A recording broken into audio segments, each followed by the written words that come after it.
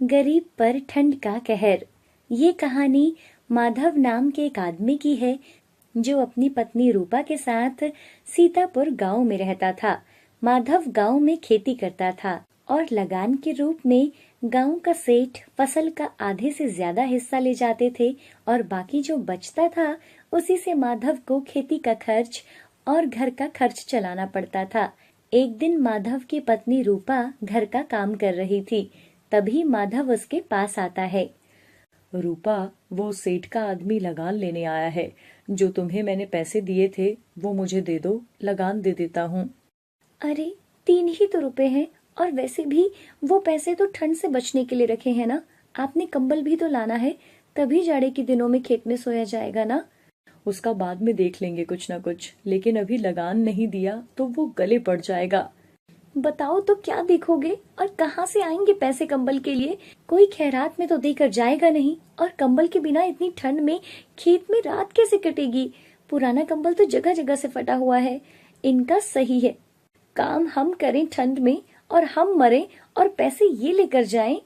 तभी माधव प्यार से अपनी पत्नी रूपा को बोलता है, रूपा, मैं देख लूंगा, तुम बस चिंता मत करो। जाओ जल्दी पैसे लेकर आओ। तभी रूपा गुस्से से बोलती हुई अंदर जाती है। क्या फायदा ऐसी खेती करने का, रात भर खेत में सोने का, जब सारा पैसा तो ये सेठ ले जाते हैं। इनको क्या पता इतनी ठंड में कैसे जानवरों से तुम फसल को बचाते हो। ऐसे बोलते हुए रूपा, जो कंबल के लिए माधव ने उसे कुछ पैसे रखे थे, वो लेकर आती है और माधव को दे देती है। और माधव लगान दे देता है और अपनी जान छुड़ाता है। कुछ दिनों में कड़ाके की ठंड पड़ने लगती है और माधव के पास खेत में सोने के लिए अभी भी वही पुराना फटा हुआ कंबल था। माधव अपने खेत के किनारे बांस के पत्तों की छतरी के नीचे अपनी चारपाई पर पुराना फटा हुआ कंबल ओढ़े लेटा हुआ था और ठंड से कांप रहा था। और उसकी चारपाई के नीचे उसका कुत्ता सांबा भी पैरों में मुंह डाले सर्दी से कुहू कुहू कर रहा था। इतनी ठंड में उन दोनों में से एक को भी नींद नहीं आ रही थी। तुम्हें कितनी बार बोला है मेरे साथ खेत में मत आया करो, लेकिन नहीं, हर रोज मेरे पीछे आ जाते हो और मेरे साथ ठंड में ठिठुरते रहते हो। माधव की बातें सुनकर सांभा चुप हो जाता है, मानो वो समझ गया हो कि उसकी आवाज से मालिक को भी नींद नहीं आ रही है। कुछ देर बाद माधव चरपाई से उठकर सांबा के पास आकर बैठ जाता है। माधव अपने हाथ से सांबा की पीठ सहलाते हुए बोला, कल से मेरे साथ मत आना, नहीं तो ठंडे हो जाओगे। और ये हवाएं न जाने कहाँ से इतनी ठंड ला रही हैं। और दूसरी तरफ वो किस्मत के धनी लोग मोटे मोटे कंबल ओढ़े हुए आराम से सोए हैं और हम यहाँ ठंड से मर रहे हैं। सब किस्मत का खेल है, बस कैसे भी करके ये रात कट जाए। सांबा अपनी दूम हिलाते हुए माधव की तरफ देखता है। तभी माधव बोलता है, बस आज की रात काट ले, कल से मैं यहाँ नीचे पुआल बिछा दूंगा, फिर तू उसी में घुसकर बैठ जाना, उससे ज्यादा ठंड नहीं लगेगी। तभी सांबा अपने दोनों पैर उठाकर माधव के कंधे के पास रखता है और माधव के मुंह के पास अपना मुंह लाता है। माधव को उसकी सांस गर्म लगती है। फिर माधव उठकर अपनी चारपाई पर लेट जाता है। अब माधव सोने की कोशिश करता है। कभी इस तरफ करवट लेता तो कभी दूसरी तरफ करवट लेता। ठंड मानो जैसे उसकी हड्डियों को अंदर तक छू रही थी। बहुत कोशिश करने पर भी माधव को नींद नहीं आ रही थी। माधव आसमान की तरफ देखता है। अभी तो सुबह होने में बहुत पहर है, न जाने ये रात कैसे कटेगी। तभी माधव चारपाई से नीचे उतरता है और धीरे से सांबा को उठाकर अपनी छाती से लगाए चारपाई पर अपने साथ सुला लेता है। कुत्ते की देह से न जाने ये कैसी दुर्गंध आ रही थी, पर माधव उसे अपनी गोद से चिपकाए ऐसे सुख का आनंद ले रहा था मानो बरसों से उसे ऐसा सुकून नहीं मिला हो। और तभी अचानक सांबा उठता है और छलांग लगाकर भागता है, मानो कोई जानवर खेत में आया हो। सांबा कभी एक किनारे तो कभी दूसरे किनारे भागे जा रहा था। माधव भी उठकर देखना चाहता था, लेकिन इतनी ठंड से वो पूरी तरह कांप रहा था और उस फटे हुए कंबल को छोड़ने की माधव की हिम्मत ही नहीं हो रही थी। माधव के खेत के पास एक जंगल था और वहां हवाओं से पत्ते गिरने की आवाज आ रही थी। और माधव सोचता है, उठकर जाता हूँ और पत्ते इकट्ठा करके आग जला लेता हूँ और अपने शरीर को गर्म कर लूंगा। यहाँ लेटे लेटे तो मैं वैसे भी जम जाऊंगा। लेकिन तभी वो सोचता है, जंगल में न जाने कितने कीड़े होंगे और जानवर भी। वहां जाने से तो अच्छा है कि इसी कंबल में अपनी रात काट लूं। सहसा माधव उठता है और पास से अदरक के 2-3 पौधे उखाड़ लेता है और उसका झाड़ू बना लेता है और जंगल से पत्ते इकट्ठे कर लेता है और पत्तों का बड़ा सा ढेर लगा लेता है और फिर उसमें आग जला लेता है और कुछ ही देर में अच्छी खासी आग जल जाती है। माधव अपने पूरे शरीर को सेकता है और आग के पास बैठा रहता है। ये उपाय पहले क्यों नहीं सूझा? अगर पहले ही आग जला लेता तो ठंड में इतना नहीं ठिठुरना पड़ता। तभी माधव का कुत्ता सांबा भी आग के पास आकर बैठ जाता है और आग सेकता है।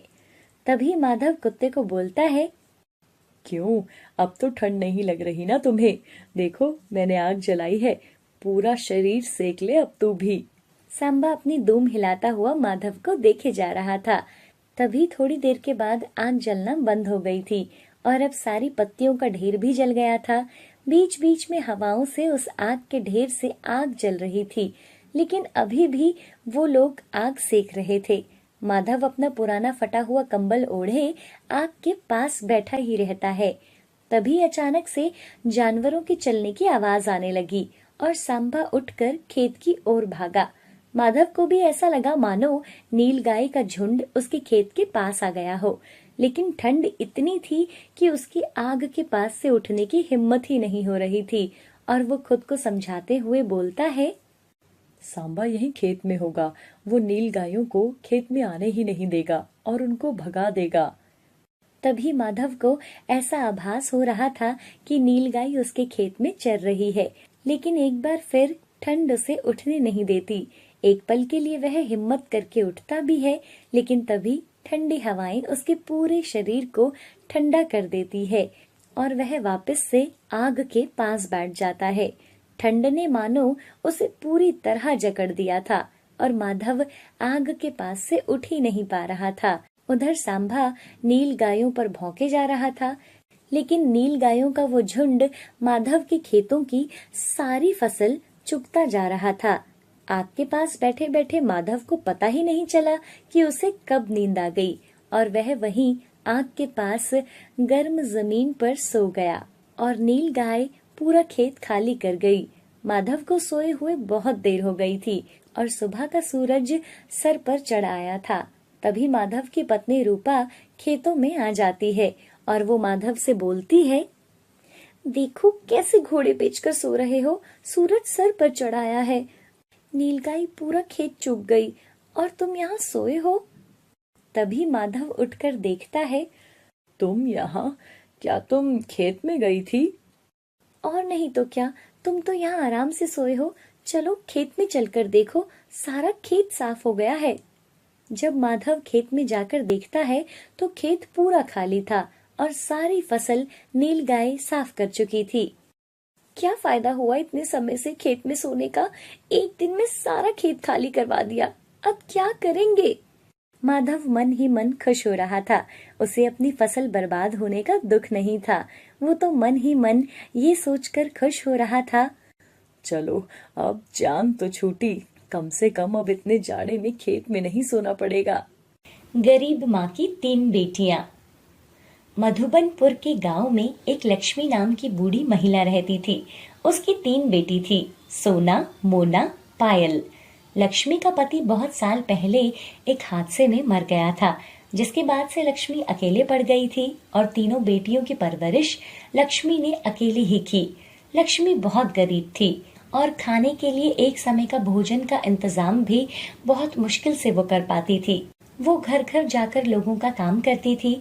उससे जो भी कुछ पैसे मिलते थे उससे ही घर का खर्च चलाती थी। एक दिन, बेटा मैं काम के लिए जा रही हूँ, तुम तीनों भी अपने अपने काम कर लेना और अपना ध्यान रखना।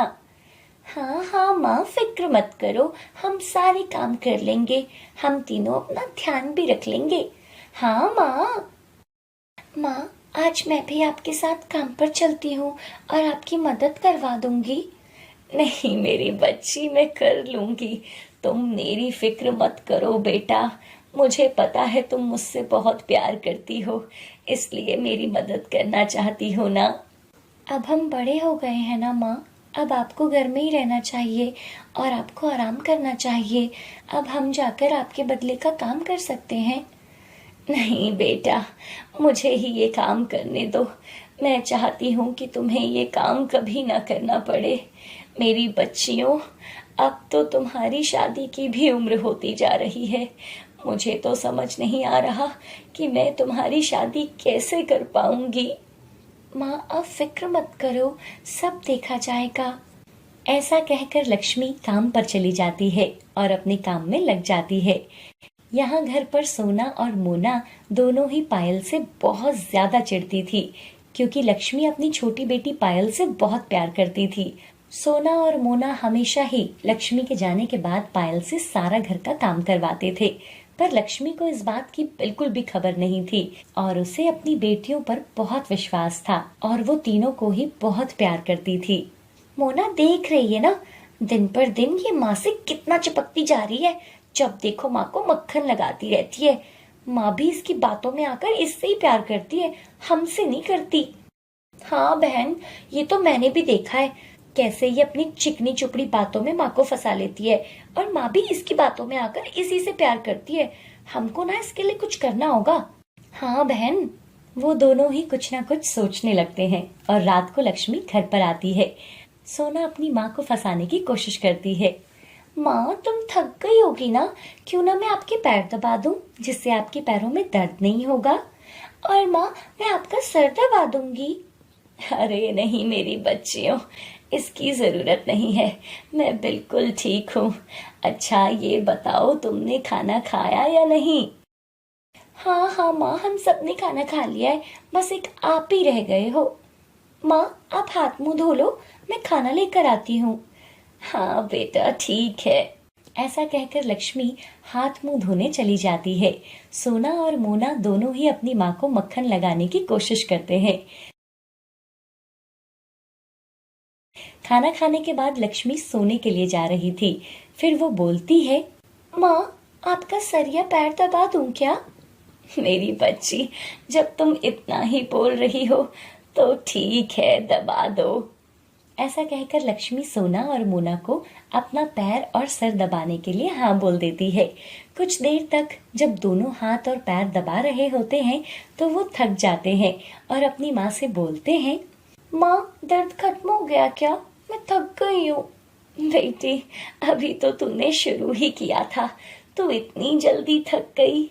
मोना तू भी थक गई है क्या? हाँ माँ मैं भी थक गई हूँ। वैसे तो इतना बोल रही थी तुम दोनों कि आपके पैर और सिर दबा दूं, अब बोल दिया तो तुमसे हो ही नहीं रहा है। कितनी कमजोर हो तुम दोनों, अपनी छोटी बहन से कुछ सीखो। जाओ तुम दोनों जाकर सो जाओ और पायल को मेरे पास भेज देना। क्यों माँ, क्या हुआ? उसे क्यों भेजना है? बेटा मुझे उससे कुछ बात करनी है। क्या बात करनी है माँ? आप हम दोनों को बताओ, हम दोनों हैं तो। हाँ हाँ माँ, हम दोनों हैं तो, हमें बताओ ना क्या बात है। माँ पायल को क्यों परेशान करती हो? वो बेचारी तो थक कर सो गई होगी। अरे नहीं मेरी बच्चियों, वो इतनी जल्दी सोने वाली नहीं है। जब तक वो मुझे नहीं सुला देती ना, उसे नींद नहीं आती। ऐसा कहते ही पायल कमरे में आ जाती है और सोना और मोना दोनों ही बहुत ज्यादा चिढ़ जाते हैं और गुस्से में अपने कमरे में चले जाते हैं। पायल अपनी माँ के पास जाकर उनके पैर और सिर दबाने लगती है। पता नहीं बेटा इन दोनों का क्या होगा, दोनों ही पता नहीं क्या करती रहती हैं, बड़ी ही जल्दी थक जाती हैं। पता नहीं इनका क्या होगा। क्या माँ, तुम भी ना फालतू में ही फिक्र करती रहती हो, सब कुछ ठीक हो जाएगा माँ, आप इतना ज्यादा मत सोचा करो। ऐसा कहकर लक्ष्मी पायल को सोने के लिए बोल देती है और खुद भी सो जाती है। यहाँ घर पर सोना और मोना दोनों ही पायल से बहुत ज्यादा चिढ़ती थी, क्योंकि लक्ष्मी अपनी छोटी बेटी पायल से बहुत प्यार करती थी। सोना और मोना हमेशा ही लक्ष्मी के जाने के बाद पायल से सारा घर का काम करवाते थे, पर लक्ष्मी को इस बात की बिल्कुल भी खबर नहीं थी और उसे अपनी बेटियों पर बहुत विश्वास था और वो तीनों को ही बहुत प्यार करती थी। मोना देख रही है ना, दिन पर दिन ये माँ से कितना चिपकती जा रही है। जब देखो माँ को मक्खन लगाती रहती है। माँ भी इसकी बातों में आकर इससे ही प्यार करती है, हमसे नहीं करती। हाँ बहन, ये तो मैंने भी देखा है कैसे ये अपनी चिकनी चुपड़ी बातों में माँ को फंसा लेती है और माँ भी इसकी बातों में आकर इसी से प्यार करती है। हमको ना इसके लिए कुछ करना होगा। हाँ बहन। वो दोनों ही कुछ ना कुछ सोचने लगते हैं और रात को लक्ष्मी घर पर आती है। सोना अपनी माँ को फंसाने की कोशिश करती है। माँ तुम थक गई होगी ना, क्यों ना मैं आपके पैर दबा दूं जिससे आपके पैरों में दर्द नहीं होगा। और माँ मैं आपका सर दबा दूंगी। अरे नहीं मेरी बच्चियों, इसकी जरूरत नहीं है, मैं बिल्कुल ठीक हूँ। अच्छा ये बताओ तुमने खाना खाया या नहीं। हाँ हाँ माँ, हम सबने खाना खा लिया है, बस एक आप ही रह गए हो। माँ आप हाथ मुंह धो लो, मैं खाना लेकर आती हूँ। हाँ बेटा ठीक है। ऐसा कहकर लक्ष्मी हाथ मुंह धोने चली जाती है। सोना और मोना दोनों ही अपनी माँ को मक्खन लगाने की कोशिश करते हैं। खाना खाने के बाद लक्ष्मी सोने के लिए जा रही थी। फिर वो बोलती है, माँ आपका सर या पैर दबा दूं क्या। मेरी बच्ची, जब तुम इतना ही बोल रही हो तो ठीक है, दबा दो। ऐसा कहकर लक्ष्मी सोना और मोना को अपना पैर और सर दबाने के लिए हाँ बोल देती है।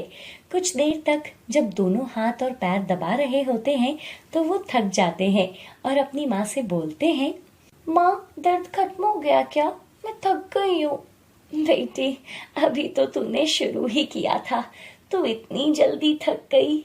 मोना तू भी थक गई है क्या। हाँ माँ मैं भी थक गई हूँ। वैसे तो इतना बोल रही थी तुम दोनों कि आपके पैर और सिर दबा दूं, अब बोल दिया तो तुमसे हो ही नहीं रहा है।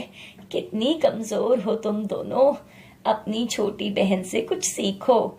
जाओ तुम दोनों जाकर सो जाओ और पायल को मेरे पास भेज देना। क्यों माँ, क्या हुआ, उसे क्यों भेजना है। बेटा मुझे उससे कुछ बात करनी है। क्या बात करनी है माँ, आप हम दोनों को बताओ, हम दोनों हैं तो।